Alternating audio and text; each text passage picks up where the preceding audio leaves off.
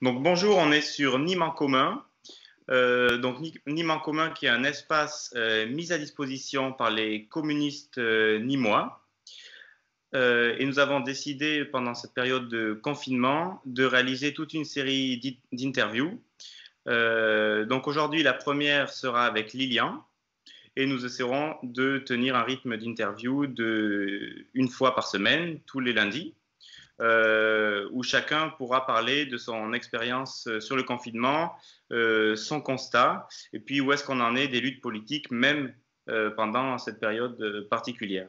Donc je vous invite à liker la page Facebook Nîmes en commun, et ensuite à suivre la chaîne YouTube du Cri du Gard sur laquelle la vidéo sera postée ensuite. Donc aujourd'hui, on est avec Lilian Pelette, qui est militant au syndicat lycéen UNL et qui est aussi militant au MJCF, donc le mouvement des jeunes communistes. Il a été très présent dans les manifs contre la réforme des retraites récemment et il est aussi en seconde au lycée Ernest Hemingway. Donc on a pas mal de questions à lui poser. Et la première, c'est est-ce que tu retourneras au lycée le 11 mai ou le 18 mai? Enfin, si tu peux nous expliquer comment est-ce que ça va être prévu. Donc, est-ce que tu vas retourner au lycée? Ben non, pour plusieurs raisons. Déjà parce que tu dis qu'on va rentrer le 11 mai. Non, on va pas rentrer le 11 mai, hein. Nous, en lycée, on risque de reprendre en juin. Déjà. Et je sais pas quand en juin. Et puis de toute manière, si on suit bien ce que nous demande, enfin ce que dit le gouvernement, on va être 10 par classe. Je suis dans une classe de 37. Ça fait pas deux groupes, ça en fait trois.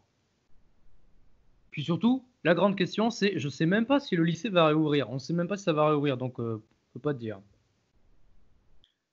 Et donc, dans l'hypothèse où les cours reprendraient au mois de juin, euh, est-ce que tu serais prêt à y aller ou est-ce que tu aurais des attentes sur des conditions sanitaires ou je sais pas.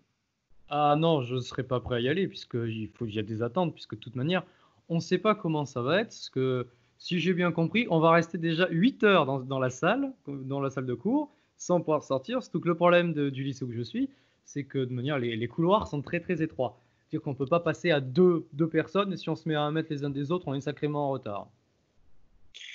Et est-ce que dans tes camarades donc, qui sont au lycée, est-ce Mhm. qu'ils sont tous de cet avis-là? Est-ce que tous ne sont pas prêts à reprendre Ben, alors, je t'avouerai que je n'ai pas eu l'occasion de discuter de cela avec beaucoup de gens, puisque déjà, j'ai pas leur numéro, tout simplement, et puis parce que je sais pas eux ce qu'ils pensent, parce que si eux, peut-être qu'ils veulent pas retourner au lycée, mais peut-être que leurs parents va les obliger à y aller, et inversement d'ailleurs. Peut-être que eux, ils veulent y aller et les parents veulent pas. D'accord. Et est-ce que donc tu peux nous dire maintenant, après là, un mois et demi de confinement et donc un mois et demi d'arrêt des cours, Oui. la continuité pédagogique, qu'est-ce que ça a été, qu'est-ce que c'est actuellement? Ben, en fait, sa continuité pédagogique, c'est l'apprentissage à distance. C'est-à-dire qu'on continue à avoir des cours à peu près, je peux pas dire normaux, parce qu'ils sont pas normaux les cours, mais c'est on continue à nous donner des exercices et des devoirs à faire, même si c'est des devoirs parce que c'est pas les mêmes qu'en cours, bien sûr. Mais on a surtout des visioconférences. C'est assez utile puisque ça nous aide mieux à comprendre que juste quand on nous donne un document par informatique sans explication ni rien. C'est mieux quand quelqu'un nous l'explique de vive voix. D'accord. Et donc toi, tu n'es pas concerné, hein, mais une question qui se pose aussi, et comme tu es engagé à l'UNL, peut-être que tu pourras nous dire, au niveau du bac, comment est-ce que ça va se passer pour ceux qui sont en première et pour ceux qui sont en terminale aussi? Alors pour ce que je sais, c'est qu'il n'y aura pas d'épreuves écrites. Les épreuves écrites sont annulées. Mais les épreuves orales, pour l'instant, en tout cas, sont maintenues. Avec un petit aménagement, ce qui fait que ce sera au minimum 15 textes pour les filières générales et 12 pour les filières technologiques. D'accord. Ensuite, après, ça va être essentiellement, pour avoir le bac, ça va être essentiellement sur le contrôle continu. Donc, toutes les notes que tu as eues toute l'année, excepté pendant la période de confinement, bien sûr. Et le dossier. Si tu as un bon dossier, techniquement, tu pourrais passer. Enfin, techniquement. Voilà. Après, voilà. D'accord. Ensuite, comment est-ce que ça se passe? Donc, pour les notes, donc beaucoup de contrôle continu. Et est-ce qu'il y a quand même des devoirs? Donc, toi, tu es en seconde. Est-ce qu'il y a quand même des devoirs qui te sont donnés à rendre, à faire? Et dans quelles conditions? Bah oui, enfin, condition, on nous le donne. Bon, on nous donne, par exemple, je sais pas, j'avais un commentaire à faire. Une semaine pour le faire, donc techniquement ça devrait aller. De manière, c'est ce qu'elle nous dit. Enfin, d'habitude, la prof, elle nous le donne une semaine. On le fait pas en cours, puisque des commentaires, ça prend 4 heures. Et en cours, c'est qu'on a que 2 heures. Enfin, on a que des groupes de quelques heures, donc c'est pas pratique. Mais non, sinon c'est à peu près comme d'habitude. Si ce n'est que les notes, comme l'a dit la rectrice, ne comptent pas. Et justement, ça pose aussi la question des inégalités sur les lycéens qui sont obligés de travailler chez eux. Et donc, quel impact ça a alors, bien sûr, les notes ne comptent pas, mais quel impact ça a, disons, dans l'apprentissage? De quoi que les inégalités, du moins sur les lycéens quand ils sont obligés de travailler chez eux. Oui.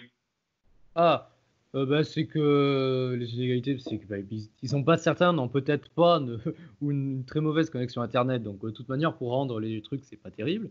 Puis surtout, peut-être qu'aussi pour rendre, heureusement que les notes comptent pas, enfin, parce que ils comprennent peut-être pas tous ce qu'ils font. Ils comprennent pas certains tous les cours, ce qu'on est en train de faire. Donc, du coup, pour eux, pour rendre, c'est plus compliqué. Et est-ce que tu as, enfin, disons, combien de personnes ont décroché autour de toi, dans ta classe ou dans tes...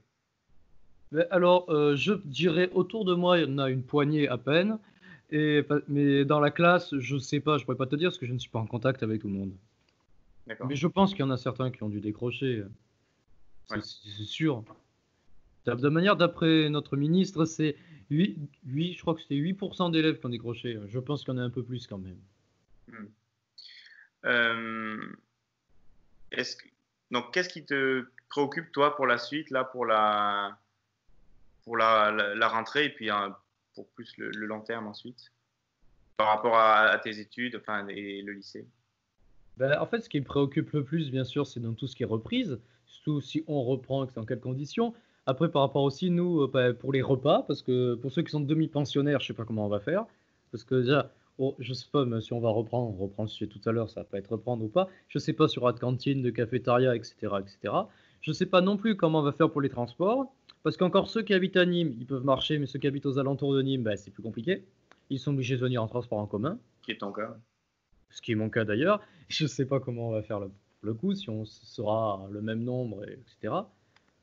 Non, puis effectivement, après, ça va être qu'est-ce qui va se passer en société, comment l'avenir va évoluer. Est-ce qu'on va garder ces mesures de distance de 1 mètre et quelques dans le quotidien, enfin dans le quotidien après confinement, déconfinement. Euh, et aussi, ça pose une autre question. Donc, toi, tu es aussi délégué de classe. Oui. Et voilà, on aurait voulu savoir comment. Donc, est-ce que tu as été présent lors des derniers conseils de classe? Comment est-ce que ça s'est passé? Est-ce que tu as eu quand même droit à une certaine parole avec tes profs, enfin, en tant que délégué, voilà. Alors, en un mot, non. On n'a pas été prévenu du conseil de classe, mais alors pas du tout. On nous a pas demandé notre avis alors que quand même on a fait tout ce qui était séance et puis je pense que les délégués normalement on doit être au conseil de classe. On n'a pas été prévenu, on n'a pas eu de parole d'ailleurs. On nous a rien demandé. Donc c'est d'ailleurs ça changeait pas du premier conseil. Et est-ce que donc comment ont circulé les informations par rapport à ton lycée? Est-ce que ça a été un peu Bah, disons que je sais pas si on en a eu beaucoup parce que on a eu les techniciens qui nous ont envoyé les paroles de rectrice, etc. Mais je crois pas qu'il y ait le proviseur et le proviseur adjoint. Je sais pas s'ils ont publié d'autres trucs. Je pense pas d'ailleurs, j'ai pas vu. ok.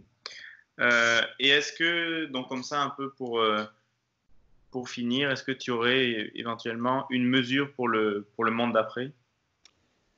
Bah, sans doute, mais dans ce cas-là, une mesure c'est vague quand même, mais j'irais déjà réduire les inégalités de travail entre élèves. Hmm, ok. Ce serait déjà pas mal. Oui, pour la Et société. comment faire ça? Est-ce que tu as des... Ben, déjà, peut-être, c'est compliqué de savoir comment réduire les inégalités. Le travail, c'est, je sais pas, parce que tout le monde ne vit pas dans le même monde, enfin, dans le même monde, non, dans le même milieu, dans les mêmes conditions de vie, n'a pas les mêmes conditions de vie. Donc, déjà, je pourrais pas trop dire comment réduire les inégalités, malheureusement. Ok. Bon, merci Lilian.